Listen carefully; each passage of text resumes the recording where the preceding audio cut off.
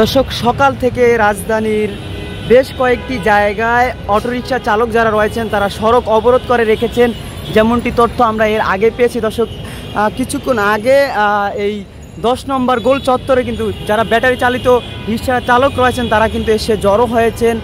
তারপর তাদেরকে পুলিশ এবং সেনাবাহিনী এখান থেকে ফিরিয়ে দিয়েছেন, যেমনটি আমরা জানতে পেরেছি। দর্শক, যদি আপনাদেরকে একটু জানিয়ে রাখি যে আজ সকাল থেকে আগারগাঁও, কল্যাণপুর, গাবতলী, টেকনিক্যালের মোড়, মহাখালী, মোহাম্মদপুর, পল্লবী, ড্যামরা এলাকায় অটোরিকশা চালক যারা রয়েছেন তারা কিন্তু সড়ক অবরোধ করে রেখেছেন।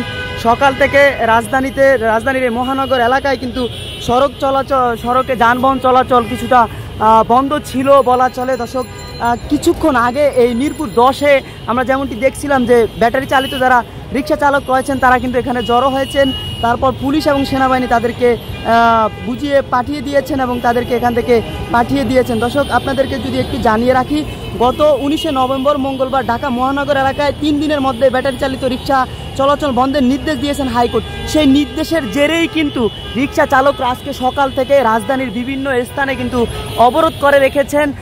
এই মুহূর্তে যদি আপনাদেরকে রাজধানীর মিরপুর 10-এর যে গোল চত্বর রয়েছে সেখানকার চিত্র দেখায়, যে এখানে কিন্তু কিছুক্ষণ আগে বিভিন্ন স্থান থেকে যারা অটোরিকশা চালক রয়েছেন তারা কিন্তু এখানে জড়ো হয়েছেন।